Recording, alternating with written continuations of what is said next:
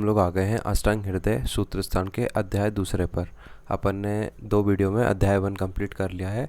अब अपन अध्याय सेकंड पढ़ेंगे, ठीक है। अध्याय 2 में अष्टांग हृदय में अपने को दिनचर्या का वर्णन मिलता है, ठीक है।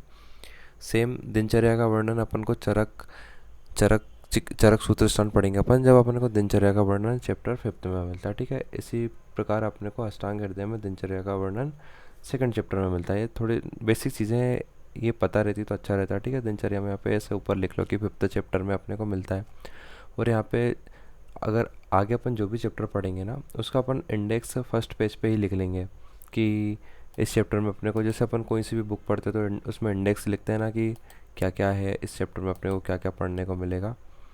जैसे यहाँ पे लिख लेना 10विध पाप कर्म, जो भी 10 पाप कर्म होते हैं उनका वर्णन मिलेगा आगे अपन को, ठीक है। अब चलो अपन आगे बढ़ते हैं इस चैप्टर में। इस चैप्टर का नाम क्या है? दिनचर्या अध्यायम व्याख्या शाम। दिनचर्या जो भी अपन सुबह से उठकर रात्रि में सोने तक जो भी कार्य करते हैं उसको दिनचर्या बोलते हैं, ठीक है। तो यहाँ पे सबसे इम्पोर्टेंट क्वेश्चन ये आता है, कोई भी आचार्य कौन सी प्रक्रिया से दिनचर्या की शुरुआत कर रहा है, ये पता रहना बहुत ज़्यादा ज़रूरी है, ठीक है। हाँ, तो अष्टांग हृदय में अपन को मिलता है ब्रह्म मुहूर्त में जागना। ब्रह्म मुहूर्त में जागना, जैसे सूर्य उदय के पहले जो एक मुहूर्त रहता है उसको अपन ब्रह्म मुहूर्त बोलते हैं। उसमें अपने को बिस्तर त्याग देना या नींद से उठ जाना, उसको अपन ब्रह्म मुहूर्त बोलते हैं, ठीक है। और सेम जैसे अपन आप लोग अगले साल चरक पढ़ोगे तो चरक में आपको मिलेगा, चरक ने बोला है कि दिनचर्या की शुरुआत अपन को अंजन लगा के करनी। जो काजल लगाते हैं ना अपन आँखों में, तो उसको बोला है कि अंजन लगाने से शुरू की, यहाँ पे लिख लेना, ठीक है। इसी प्रकार दिनचर्या का वर्णन सुश्रुत में भी मिलता है। सुश्रुत के अध्याय 24 में अनागत बाधा प्रतिषेध, यहाँ पे अनागत बाधा प्रतिषेध कर लेना, ठीक है। ऐसा अब अपन पढ़ते हैं कि क्या होता है ब्रह्म मुहूर्त में। ब्रह्म मुहूर्त उत्तिष्ठेत स्वस्थो रक्षार्थम आयुषः। स्वस्थ स्त्री पुरुष को अपनी आयु की रक्षा करने के लिए प्रातःकाल ब्रह्म मुहूर्त में उठना चाहिए, ठीक है। सबसे पहली चीज़ हो गई कि ब्रह्म मुहूर्त में उठा दिया अपन ने। अब अपन जब भी उठते हैं तो अपन उठने के बाद सबसे पहले ब्रश करते हैं, तो उन्होंने बोला दंत पवन का विधान। अब दंत पवन वही बोले तो दातून करने से दंत पवन। अष्टांग हृदय ने दंत पवन बोला है, दंत दंत दंत पवन है एक प्रकार से, ठीक है। दातोन जो बोलते हैं ना अपन, दातोन करना वो, ठीक है। शरीर चिंताम निर्वर्त्य कृत शोच विधस्तता अर्क न्यायग्रोध्र खदिर करंज कुकुम्भ आदिजम प्रातः भुक्त्वा च मृदुग्रम कषाय कटु तिक्तकम कनिन्याग्रश्यम स्थूल्यम प्रागुणम 12 अंगुलम भक्षेद दंतपवनम दंतमांस अन्य वाद्यान, ठीक है। इसमें अपने को क्या क्या मिला है कि जो दंत पवन है अपन को ये कौन कौन से प्लांट की लेना है वो बताया, ठीक है। कृत सोच विधम, अपन जैसे सोच एक प्रकार से मुख की साफ सफाई करने के लिए दांतोन करते हैं। अर्क का, न्यायग्रोध का, खदिर का, करंज का और कुमकुम का, ये प्लांट की लकड़ी ले सकते हैं अपन। दांतों का काल 2 बताया है, प्रातः काल और भुक्त मतलब खाना खाने के बाद, ठीक है। और कषाय कटु तिक्त, ये रस वाली होनी चाहिए दांतों, कषाय कटु और तिक्त रस वाली, ठीक है। और सुश्रुत ने बोला है मधुर रस वाली भी होनी चाहिए। फिर अपन आते हैं कनीने ग्रास स्थूल्यम, जो अपनी छोटी उंगली होती है ना, चीली उंगली बोलते हैं लिटिल फिंगर, उसके समान मोटी होनी चाहिए।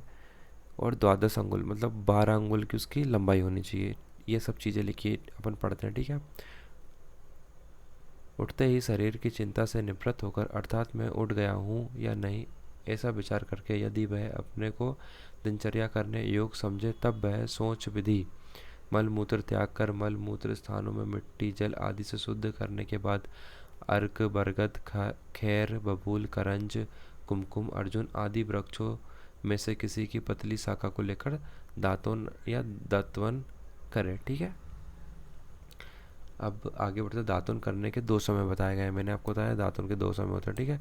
प्रातःकाल भोजन कर लेने के बाद, इसमें मुख्य से मलिनता दूर होती है और भोजन करने के बाद दातुन या मसूड़ों में फंसा हुआ अन्न कण आदि निकल जाते हैं, ठीक है। ये याद रखना कि दातुन के काल कितने हो, ठीक है। एक प्रातःकाल करना है और भोजन करने के बाद। अब एक ये ट्रिक रख लेना आप लोग, आज़ाद, ये आगे आपको बहुत काम आएगी। जैसे आ से अंजन सलाका, जो अंजन लगाते हैं ना अपन कानों में, आँखों में काजल, उसके लिए एक डंडी सलाका बोलते हैं जिसको, वो सलाका आती है, उसकी लंबाई कितनी, 8 अंगुल होनी चाहिए।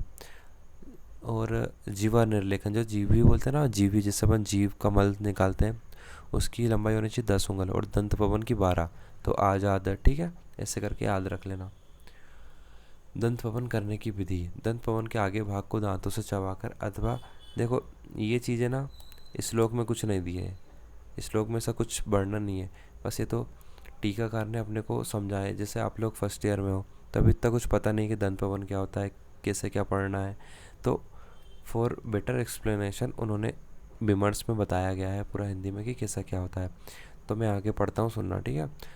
दंत पवन के आगे भाग को दांतों से चबाकर अथवा कूटकर मुलायम कर लेना चाहिए, नहीं तो उससे मसूड़ों में रगड़ लग सकती है। इस दातुन का रस कसेला, कटु, तिक्त होना चाहिए। इसकी मोटाई कनीनिका सबसे छोटी 5वीं उंगली के समान तथा लंबाई 12 अंगुल होनी चाहिए। इस प्रकार की दातुन को लेकर दांतों पर इस प्रकार घिसे जिससे कि मसूड़े पर खरोच ना लगे और दांत स्वच्छ रहे, ठीक है। अब जीवा निर्लेखन, इस प्रसंग में दंत पवन कर लेने के बाद जीभी का प्रयोग भी कर लेना चाहिए। इसका वर्णन चरक, सुश्रुत, भागवत ने किया है। इसका वर्णन चरक, सुश्रुत और भागवत ने, ठीक है। अष्टांग संग्रह में अपन क्या पढ़ रहे हैं अभी, अष्टांग हृदय, किंतु अष्टांग हृदय में नहीं हुआ है, पर अपन पढ़ लेते हैं, ठीक है। ऐसा वर्णन नहीं किया आचार्य अष्टांग हृदय में। इसके हम सुश्रुतोक्त विधि कह रहे हैं। जीभी को साफ करने के लिए सोना, चांदी, लकड़ी की जीभी बना ले वे। आजकल बाजार में तांबा, स्टील की भी जीभी मिलती है। दातुन करने वाले उसी को दोनों से चीर कर जीभी बना लेना है। वास्तव में यह जीभी वृक्ष वृक्ष से संबंधित है। इस विषय को चरक सूत्र 5/74 में देखेंगे, ठीक है। दातवन का निषेध, अब ठीक है, अपन ने पता तो कर लिया दातुन करना है। अब अपने को ये भी तो पता रहना चाहिए कि दातुन कब नहीं करना है। अपने को चिकित्सा में आप लोग एक चीज़ ध्यान रखना, क्या चीज़ करनी है वो ज़्यादा इम्पोर्टेंट नहीं है, कहाँ नहीं करना है वो चीज़ें पहले पता होनी चाहिए एक डॉक्टर को, ठीक है, कि कहाँ पे नहीं करना है। जहाँ पे कर रहे हैं वो तो कर रहे हैं, अच्छी बात है, पर मेन पॉइंट इज़ दिस कि कहाँ पे नहीं करना है वो चीज़ें याद रहनी है।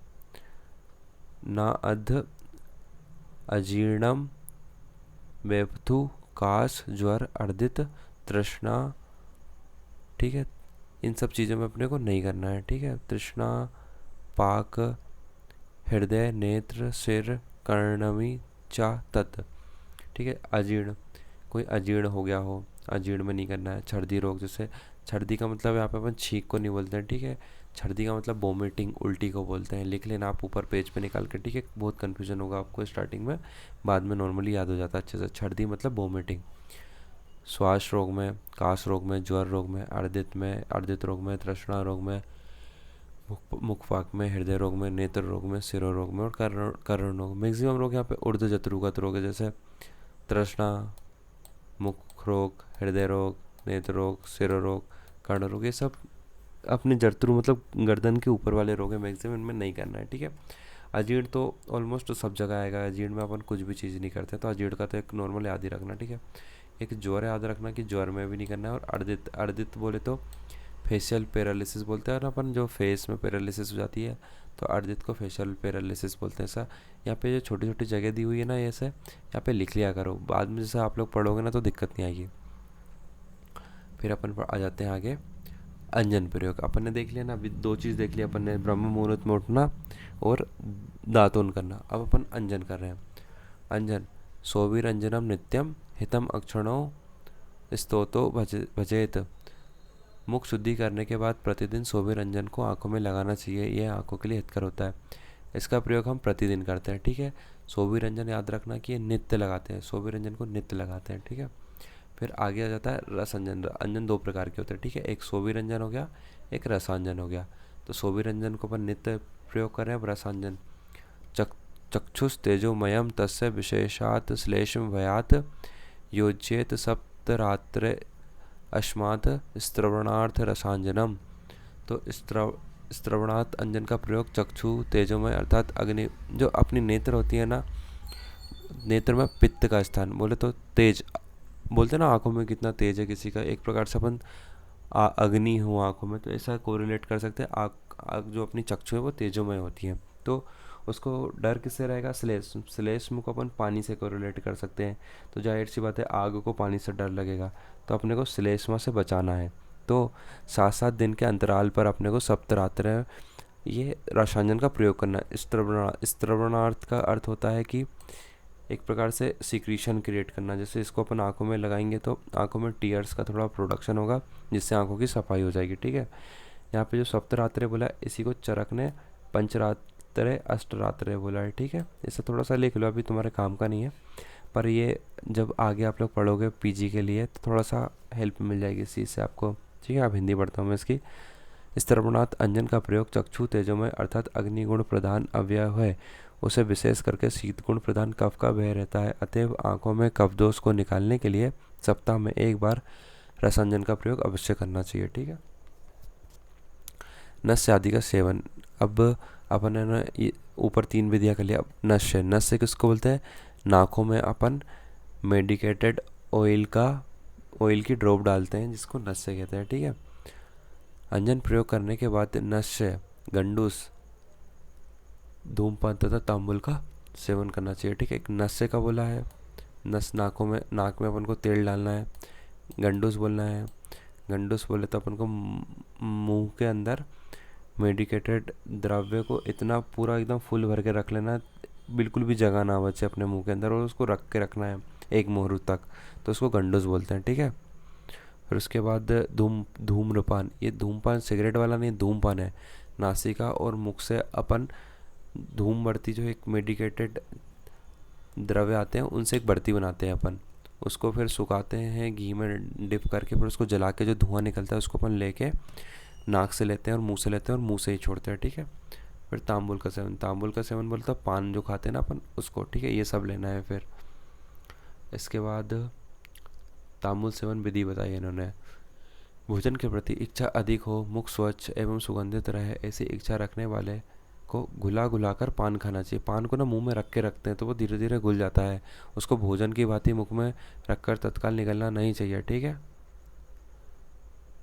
पान के मसाले जावित्री, जायफल, लौंग, कपूर, पीपरमेंट, कंकोल, ये सब पता है आपको कि सोने और कब कब सेवन करना है।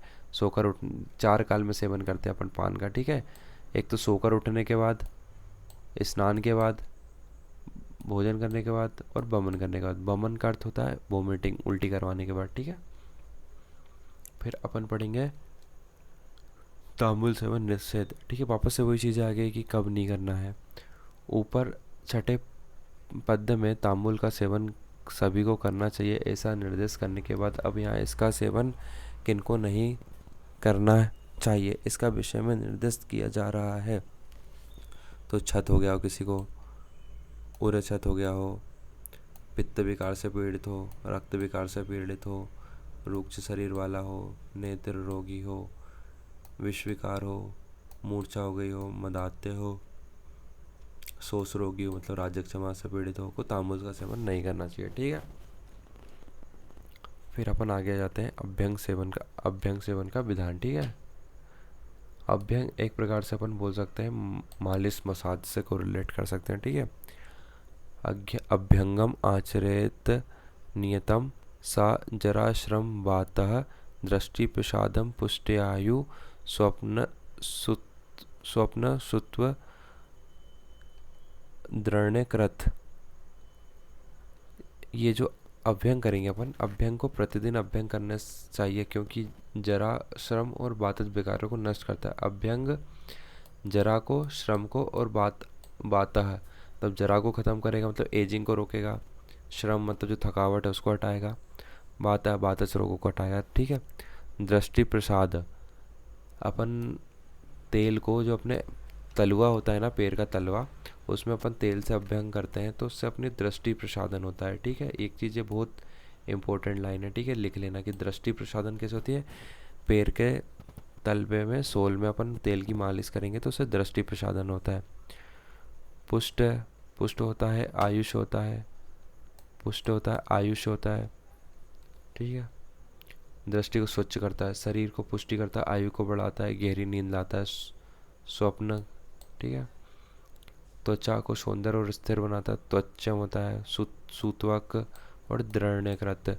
दृढ़कृत अर्थात शरीर को दृढ़ मतलब मजबूत बनाता है। जो जिम जाते हैं जो लोग एकदम दृढ़ हो जाते हैं ना, इसी प्रकार अभ्यंग करने से भी शरीर दृढ़ हो जाता है, मजबूत हो जाता है, ठीक है। ये अभ्यंग के लाभ हो गए, ये पॉइंट को याद रखना, ठीक है। दृष्टि प्रसाद प्रसाद पुष्ट आयुष्य, ठीक है। फिर अपन आगे आ जाते हैं अभ्यंग के प्रमुख स्थान, ठीक है, कि अभ्यंग कहाँ कहाँ करना है। शिरा श्रवण पादेशु तम विशेषण सीलियत। अभ्यंग संपूर्ण शरीर में करना चाहिए, यह 8वें पद में कह दिया है। अब अभ्यंग के विशेष स्थल का निर्देश किया जा रहा है। सिर में, कानों में, पैरों में, पैर के तलुओं में विशेष रूप से अभ्यंग करना चाहिए, ठीक है। अब यहाँ पे लिख लेना कि पैर के तलुओं में करने से क्या होता है, दृष्टि प्रसादन मतलब नेत्र की ज्योति बढ़ती है, ठीक है। सिर में करना है और कानों में करना है, ठीक है। इसके बाद अपन अब आगे जाते हैं अभ्यंग का निषेध, वही कहाँ नहीं करना, ये ज़्यादा जरूरी है। वर्जेत अभ्यंग कफग्रस्त कृत संशुद्ध जीर्ण जीर्णाभि। कफग्रस्त, जो देखो कफ मतलब स्निग्ध से ही अपन कोरिलेट करते हैं, तो जो कफ रोग से ग्रसित हो उसको अपन अभ्यंग नहीं करेंगे। कफ बोले तो जो बहुत ज़्यादा मेदस्वी व्यक्ति हो, बहुत ज़्यादा फेट, उसको नहीं करेंगे। कृत संशुद्ध, जिसने अभी वमन विरेचन या पंचकर्म करवाया गया हो, उसका अभ्यंग नहीं करेंगे। जीर्ण भी मतलब वही अजीर्ण से जो भी रोग है, अजीर्ण जिसका आम बना हुआ हो, जिसका खाना ही नहीं पच रहा हो, तो उसको भी अपन अभ्यंग नहीं करेंगे, ठीक है। 3 चीज़ें याद रख लेना, ठीक है। अब आ जाते हैं व्यायाम पर। व्यायाम का विधान। लाघवम कर्म सामर्थ्य दीप्तो अग्नि मेधसा छया विभक्त घन गात्रत्वम व्यायाम उपजायेत। देखो अपन व्यायाम करेंगे तो लाघवम कर्म सामर्थ्य, अपने शरीर में लघुता आ जाएगी, हल्का हल्का फील होगा अपने को। कर्म सामर्थ्य, अपन जो भी काम कर रहे हैं उसमें वो करने में वो अच्छे से कर पाएंगे और गारंटी रहेगी कि हाँ वो काम पूरा हो जाएगा।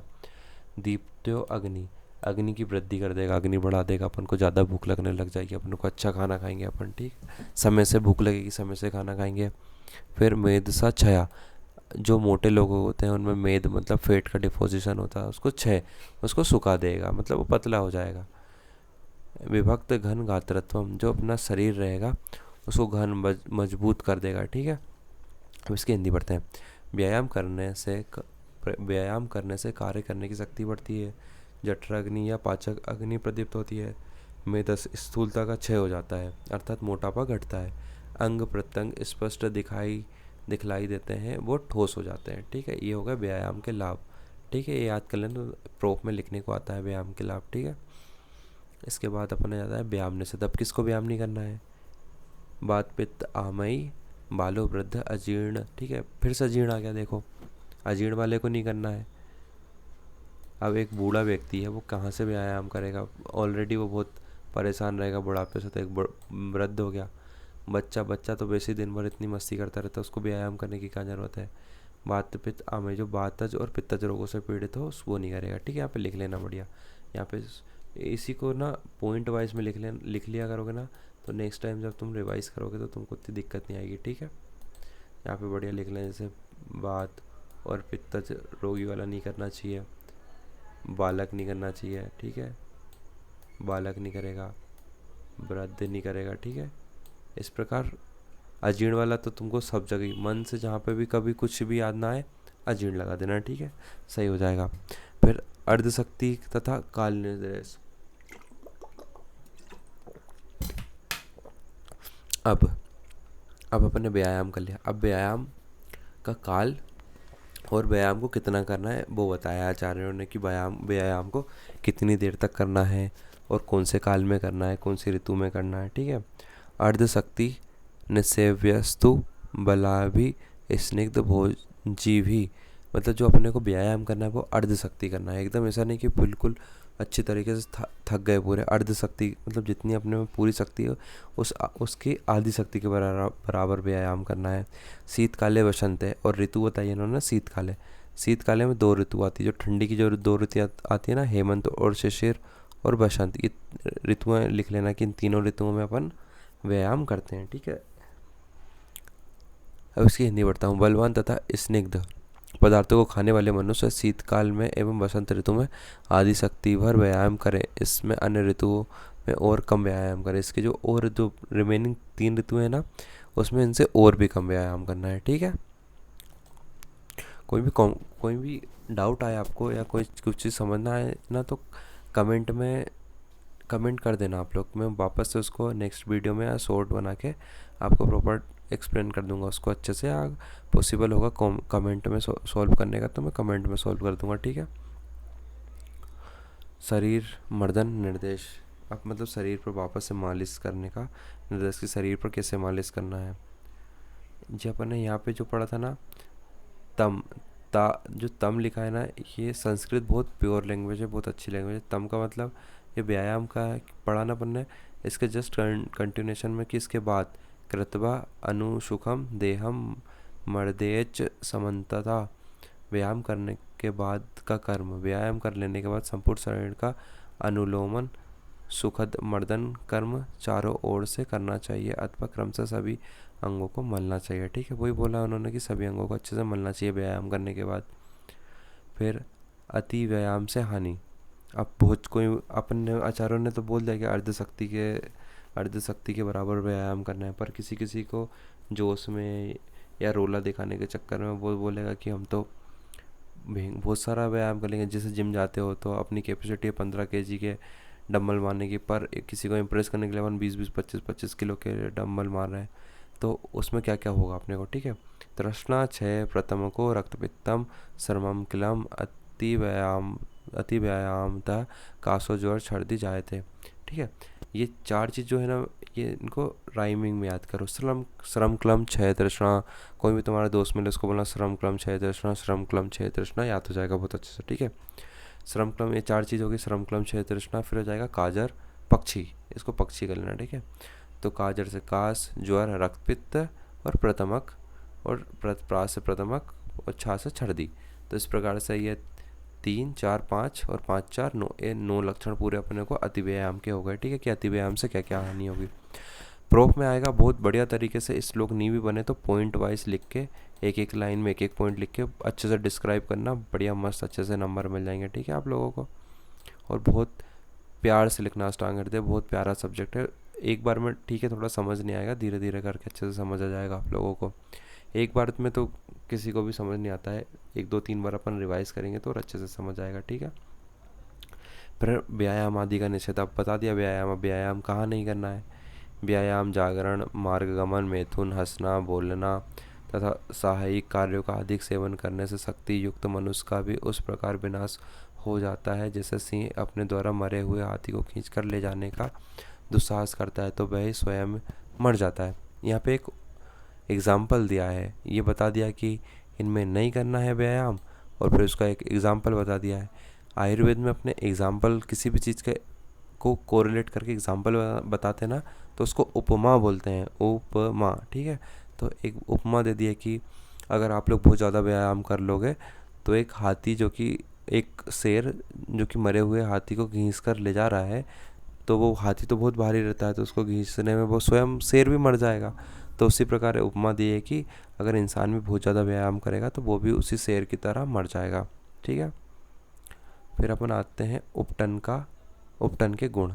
उपटन बोले तो अपन जो आजकल बहुत मार्केट में आते हैं ना उपटन, ये उपटन उस तरह का उपटन, उनको लगा के अपने को रब करना है, स्क्रब करना है, ठीक है। तो वो उपटन, तो उपटन को ही उद्वर्तन भी बोलते हैं। तो उद्वर्तनम कफहरम मेधसा प्रविल आयनम स्थिर करणम अंगानाम त्वक प्रसाद करम परम। तो व्यायाम के बाद उपटन करना चाहिए, इससे कफ का नाश होता है। यह मेद धातु को पिघलाकर सुखा देता है, अंगों में स्थिर और मजबूत कर देता है, त्वचा को कांतियुक्त कर देता है, ठीक है। ये तो अब नॉर्मल भी जैसे नहीं पढ़ा अपन ने और एग्ज़ाम में आ गया उपटन, तो आजकल लड़कियां लगाती रहती हैं सारी फेस पर ये उपटन वो उपटन, लड़के भी आजकल सीख गए हैं, तो नॉर्मल बता सकते हैं कि हाँ भाई कफ का शमन कर देगा, फेस पे जो भी मल है उसको साफ कर देगा, त्वचा को स्निग्ध और त्वचा को अच्छा मुलायम बना देगा, वहाँ के मेद को सुखा के त्वचा को पतला कर देगा। इसे मन से भी लिख सकते हो आप लोग, ठीक है। फिर अपन आ जाते हैं सबसे मेन का, जो कि आप लोग नहीं करते हो बिल्कुल, स्नान, ठीक है। अब पर मैं आपको स्नान के गुण बताऊंगा तो शायद से आप लोग कल से स्नान करना चालू कर दो, ठीक है। दीपनम, लड़कों के लिए बहुत इंपॉर्टेंट पॉइंट, प्रश्यम आयुष्यम, स्नानम ऊर्जा बलप्रदम, कंडु मल श्रम श्वेद तंद्रा दाह पाप पापमजित, ठीक है। तो दीपनम अपनी जो अग्नि है उसको बढ़ाएगा, तो जिससे खाना अच्छे से पचेगा। ब्रश्यम मतलब ब्रश एक प्रकार से बोल सकते हैं अपन कि स्पर्म काउंट बढ़ जाएंगे उस पेशेंट हुआ तो। और नॉर्मली भी जो प्रोसेस होती है स्पर्मेटोजेनेसिस की और oogenesis की, वो दोनों, मतलब इसको पार्शलिटी करके नहीं बताया गया है, दोनों के लिए बोला है, ठीक है। ब्रश्यम का मतलब वही स्पर्मेटोजेनेसिस भी अच्छे से होगी और oogenesis भी अच्छे से होगी, ठीक है। और आयुष्यम मतलब तो एज बढ़ जाएगी। अपन 100 साल जीने वाले तो अपन 150 साल जिएंगे। स्नानात ऊर्जा बलप्रदम, अपने शरीर में ऊर्जा रहेगी, बल रहेगा अच्छा। कंडू बोलो तो अपन को जो खुजली होती है उसको कंडू बोलते हैं, ठीक है, कंडू चली जाएगी। मल श्रम श्वेत, जो शरीर पर मेल लगा रहता है वो निकल जाएगा। श्रम, अपन थक गए हैं, जैसे अपन दिन भर कॉलेज से थक के रूम पे जाते हैं, उसको नहा लेते हैं तो अच्छा फील होता है ना, तो वो श्रम चला जाएगा। जो भी पसीना लगा रहता है वो चला जाएगा। तंद्रा, जो नींद आने की इच्छा करती है पर नींद नहीं आती है, वो भी चला जाएगा, ठीक है। तो ये सब स्नान के गुण हो गए। तो अब कल से सब लोग नहाना स्टार्ट कर देना, ठीक है। उष्ण शीत जल का प्रयोग, अब उष्ण और शीत, गर्म और ठंडे जल का प्रयोग। उष्ण अम्बुना अध कायस परिषेक बल वह तनेव तुत अंगानाम बलश केस चक्षुषाम। उष्ण जल से अध काय का परिषेक बल को बढ़ाता है। यदि उसी गर्म जल से सिर से धोया जाए तो, गर्म पानी से सिर स्नान किया जाए तो इससे बालों का और आंखों की शक्ति घटती है, ठीक है। अब एक बात याद रखना, जब भी आप गर्म पानी से नहाओ तो उससे कमर के नीचे नीचे नहाना है, ठीक है। अगर अपन डायरेक्ट सर से डालेंगे तो अपनी नेत्र की शक्ति, अपने चश्मे लगा होगा जिसको, तो उसका चश्मा का नंबर बढ़ जाएगा, ठीक है। और किसी को चश्मा नहीं लगा, ठीक है। मैं बता रहा था अपने को उष्ण और शीत जल, तो जो अपन गर्म पानी से नहाते हैं उसको अपन कोशिश करना आप लोग कंधे के ऊपर से डालें और सिर पर डायरेक्ट ना डालें। सिर पर डालने से अपने नेत्र की दृष्टि कमज़ोर होती है और बाल जल्दी झड़ते हैं, बाल का सफ़ेद होना, ठीक है। फिर अपन आ जाता है स्नान निषेध। स्नान निषेध कहाँ कहाँ नहीं करना है। स्नानम स्नानम नेत्र कर्ण रोग अतिसारेषु आद्यमान पीनस जीर्ण मुक्त। आपकी बुक में देख लेना ये वाला श्लोक अच्छे से, ठीक है। मैं हिंदी पढ़ता हूँ। आर्दित में नहीं करना है स्नान अपने को, नेत्र रोगों में, मुख रोगों में, कर्ण रोगों में, अतिसार में, अद्यमान में, पीनस में। देखो फिर आपका फेवरेट है जीर्ण आ गया। जीर्ण रोग में भोजन करने के तत्काल बाद स्नान करना हानिकारक होता है। बोलते भी है घर पे कि स्नान कर लिया, आप नहाना नहीं, ठीक है, या तो नहा के फिर खाना खाओ, ठीक है। फिर भोजन आदि कर्तव्य। अब भोजन आदि कर्तव्य, स्नान कर लेने के बाद तथा पहले किए हुए भोजन के पच जाने के पश्चात जो भोजन हो उसे मात्रा के अनुसार खाए। मूत्र पुरुष के बेग को बलपूर्वक न उभाड़ें। यदि मल मूत्र का बेग मालूम पड़े तो उन्हें दबाकर अन्य कर्मों में ना लग जाए। साथ ही यदि किसी प्रकार का साध्य रोग हो तो उसकी चिकित्सा किए बिना दूसरे कार्य में नहीं लगना चाहिए। इन्होंने नॉर्मल बताया है कि कोई काम करे उस टाइम पे बेग आए तो बेग को दबा के ना रखें। बेग बोले तो जो मलमूत्र के अपने को अर्ज और डिज़ायर होती है उसको बेग बोलते हैं, ठीक है। उनको कर लेना चाहिए, जैसे पोटी आ गई हो कुछ काम करते हुए तो वो पहले कर लेना चाहिए, उसको दबा के नहीं रखना चाहिए। इससे क्या अल्टीमेटली बात दोष का प्रकोप होता है और बात दोष प्रकोपित होकर अपने को विभिन्न प्रकार की बीमारियां करता है। अब अपन लोग आ जाते हैं सुख का साधन धर्म। जैसे जो भी अपने को सुख मिलते हैं उन सब का साधन क्या है, धर्म। धर्म करेंगे तो सुख मिलेगा। सुखार्था सर्वभूतानां मता सर्वा प्रवृत्त्या सुखम चा न बिना धर्मात् तस्म अर्ध परो भवेत।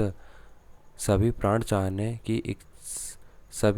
चाहते हैं कि हमें सुख मिले, अतएव उनकी प्रवृत्तियां सुख पाने के लिए होती है और सुख की प्राप्ति धर्म के बिना नहीं होती है। अतः सभी को धर्म कार्य करने में तत्पर रहना चाहिए। धर्म बोले तो अपन जो अच्छे काम होते हैं, मंदिर जाना, पूजा पाठ करना, बड़ों का आदर करना, गौ माता की सेवा करना, ये सब धार्मिक काम होते हैं। इन सब में तात्पर्य रहना चाहिए, इन्हीं सभी से सुख मिलता है। आप लोग अगर बिलीव नहीं है तो रोज़ सुबह बढ़िया 2 रोटी गाय को खिलाना स्टार्ट कर दो, उससे क्या आपको एक मेंटल हेल्थ जो रहेगी ना आपकी बहुत अच्छी हो जाएगी। और 2-3 पेज और बचे हैं बस, उनको अपन कंप्लीट करके चैप्टर एंड करते हैं, ठीक है। अब पाप कर्मों का, मैंने सबसे पहले आपको बोला था चैप्टर के स्टार्टिंग में कि यहाँ पे अपन 10 पाप कर्म पढ़ेंगे, ठीक है। तो यहाँ पे हेडिंग डाल देना 10 पाप कर्म। पाप कर्मों का त्याग: हिंसा, आस्तेय, अन्यथा कामम, पेशून्यम, परुष, अनृते। पाप कर्म नीचे लिखे गए 10 पाप कर्मों का मन, वचन और कर्म से सदैव परित्याग करें। अब यहाँ पे इन्होंने 3 क्लासिफिकेशन कर दिया, मन, वचन और कर्म। अपन मन में क्या क्या सोचेंगे, जैसे हिंसा करना, हिंसा करना, मन का नहीं, सॉरी, अपन हिंसा मन से थोड़े ना अपन करते हैं, जैसे मारपीट करना है, शारीरिक हो जाएंगे, ठीक है। तो हिंसा करना, आस्ते मतलब चोरी लूट करना, डकैती करना। अन्यथा कर्म मतलब पर स्त्री का सेवन, किसी और स्त्री के साथ जो भी संबंध बनाते हैं उसको अन्यथा कर्म बोलते हैं, ठीक है। इनको शारीरिक दुष्ट कर्म का शरीर से परित्याग करें, ये शारीरिक कर्म हो गया, ठीक है, शारीरिक दुष्ट कर्म हो गया। अब आगे 3 हो गए, ठीक है, जो शारीरिक वाले हो गए 3 हो गए, ये जो 3, फर्स्ट, सेकंड और थर्ड। अब पढ़ेंगे अपन पिशूनता मतलब चुगलखोरी करना, पुरुष वाक्य, कठोर आप्रिय वचन बोलना, अनरत मतलब झूठ बोलना, ये सब काय के कर्म, झूठ बोलना।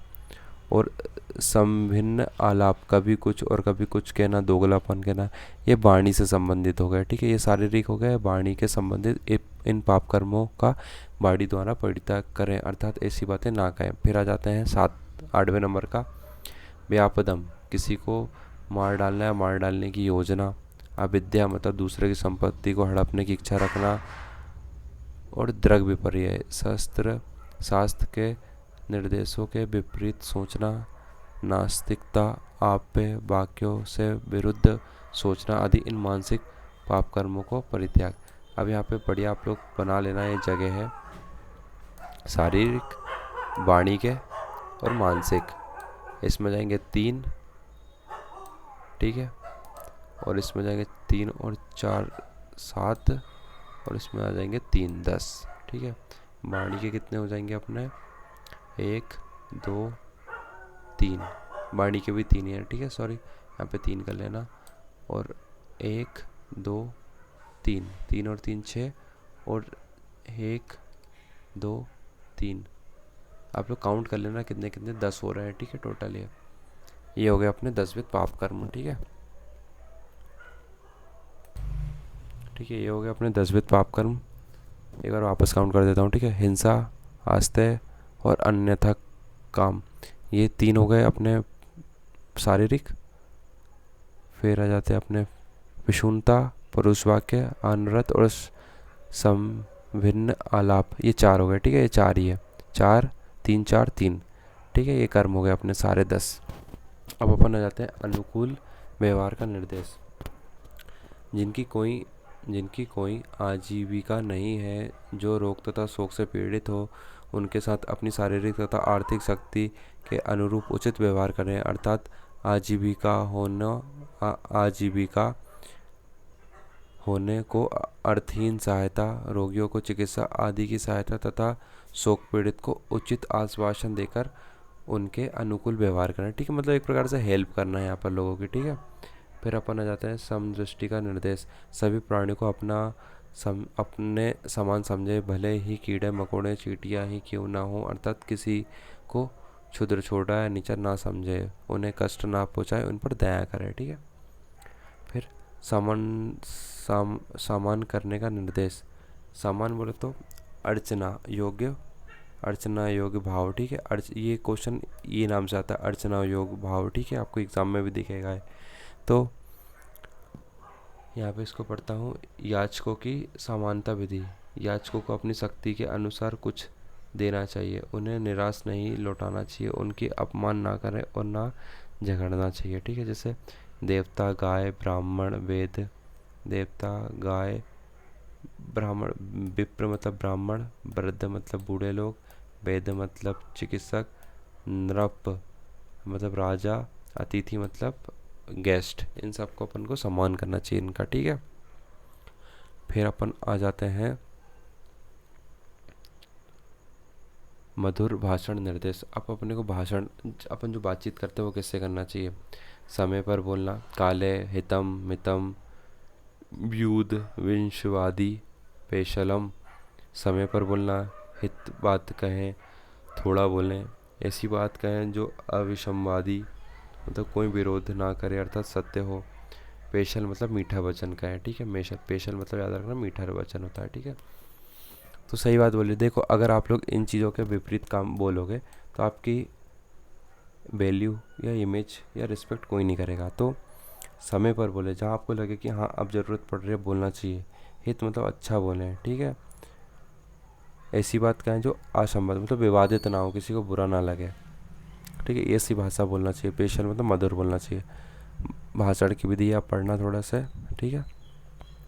विचार को गुप्त रखें, विचारों को गुप्त रखें, ना अपने को किसी का शत्रु और ना दूसरों को अपना शत्रु बताएं। किसी ने अपना अपमान किया हो उसका तथा अपने स्वामी, राजा आदि के आदि की अपने प्रति स्नेहहीनता का ही वर्णन किसी से ना करें, ठीक है। किसी ने आपको अपमान करा उसको किसी को नहीं बताना है। अपने राजा, स्वामी आदि के अपने प्रति स्नेहहीनता का ही वर्णन किसी से ना करें, ठीक है। अपने बारे में किसी को एक्चुअली नहीं बताना है ज़्यादा। फिर परच्छन्नाद अनुवर्तन, पराधान पंडिता, पराधान पंडिता। दूसरे के मन का अभिप्राय समझकर जो व्यक्ति जिस प्रकार संतुष्ट हो उसे उसके साथ वैसा ही व्यवहार करना चाहिए, उसे पराधान पंडित कहते हैं, ठीक है। अब कोई व्यक्ति वो बोल रहा है कि मैं कुछ भी काम बोल रहा है तो उस अपन उसको कुछ नई चीज़ बता रहे हैं तो वो अपने से संतुष्ट नहीं हो रहा है, तो अपन उसके हाँ में हाँ मिला के हाँ भाई ठीक है ऐसा ही है बोल के अपन को उसको उसकी बात ही मान के उसको संतुष्ट कर देना चाहिए। इसको अपन बोलते हैं पराधान पंडित। फिर इंद्रिय व्यवहार विधि। आँख, कान आदि इंद्रियों को रूप, शब्द आदि अपने अपने विषयों का उपभोग करने से ना रोके, परंतु उन उन विषयों में उन्हें अत्यंत लोलुप भी ना होने दें, ठीक है। जो अपनी इंद्रिय है उनको जो भी उनका जो भी काम है, जैसे कान का सुनना काम है तो उनको उनका काम करने देना चाहिए, और अत्यंत भी नहीं करना चाहिए। जैसे कान में अपन आंटी लोग क्या, भाभी लोग क्या एक दूसरे के इधर सुनते रहते हैं कि हाँ भाई इधर क्या हो रहा है, इधर क्या नहीं हो रहा है, तो ऐसा भी नहीं होना चाहिए, ठीक है। त्रिवर्ग विरोध का निषेध। ऐसा कोई कार्य ना करें जिससे त्रिवर्ग की प्राप्ति ना हो अथवा त्रिवर्ग का विरोध हो। यहाँ पे ऊपर लिख लेना आप लोग कि त्रिवर्ग क्या होता है, ठीक है। त्रिवर्ग बराबर होता है धर्म, अर्थ, काम, ठीक है। और त्रिवर्ग लिख लिया। और इसके नीचे लिखना पुरुषार्थ चतुष्क। उसमें धर्म, अर्थ, काम प्लस मोक्ष कर देना, ठीक है। मोक्ष मोक्ष तो ये मोक्ष मिला देंगे तो पुरुषार्थ चतुष्क हो जाएगा, और मोक्ष हटा देंगे तो त्रिवर्ग हो जाएगा, ठीक है। ऐसा कोई कार्य ना करे जिससे त्रिवर्ग की प्राप्ति ना हो और त्रिवर्ग का विरोध हो। सभी धर्मों का आचरण, सभी प्रकार के धर्मों के मध्य मार्ग से चलें, किसी धर्म का घोर समर्थक या घोर विरोधी ना बने। यदि धर्म शब्द से आयुर्वेद युक्त सदाचार मार्ग में मध्यम मार्ग पर चले, ठीक है।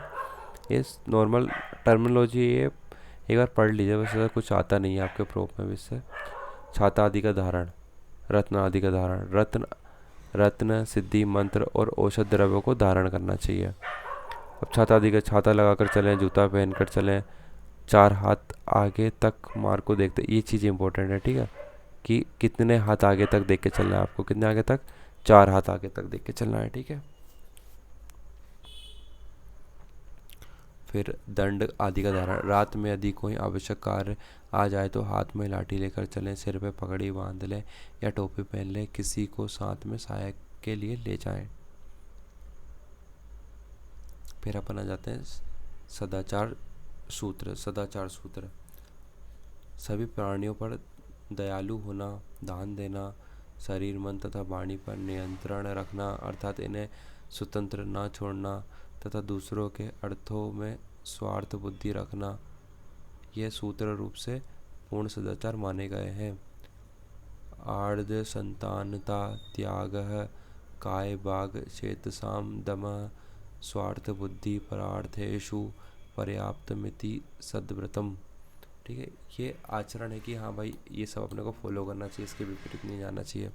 विचार पद्धति, ये जो रेफरेंस आपको दिखता है ना, रेफरेंस का मतलब होता है पीजी के जो एग्ज़ाम होते हैं ना उसमें सीधा ये कोटेशन, ये पूरा जो श्लोक है लिखा जाता है और पूछ लेता है ये कौन सी संहिता का है, कौन से स्थान का है, उस संहिता के कौन से चैप्टर का है। तो जैसे मान लो आपको ये वाला सूत्र आ गया तो आपको ऑप्शन में दिख जाएगा कि अष्टांग हृदय सूत्रस्थान अध्याय 2 का श्लोक है ये। ठीक है, इसे रेफरेंस पूछते हैं। नाक नाक नाक्त दिनानि में यान्ति कथम भूतस्य संप्रति दुख भंगन भवत्येवं नित्यम सन्निहित स्मृति। आजकल मेरे रात दिन कैसे बीत रहे हैं, मैं कैसा हो रहा हूँ, इस प्रकार का प्रतिदिन ध्यानपूर्वक विचार करने वाले पुरुष को कभी दुख नहीं होता। अब इसका मतलब यह है जैसे कि आपको अपने दिन की चिंता ही नहीं है, आप जैसे आप लोगों ने दिन भर कुछ पढ़ाई नहीं करी तो रात में अपने को गिल्ट रहता है ना कि अरे यार आज कुछ पढ़ाई नहीं करी, आज मान लो अष्टांग हृदय का चैप्टर 1 पढ़ना था, इससे पहले वो नहीं पढ़ा।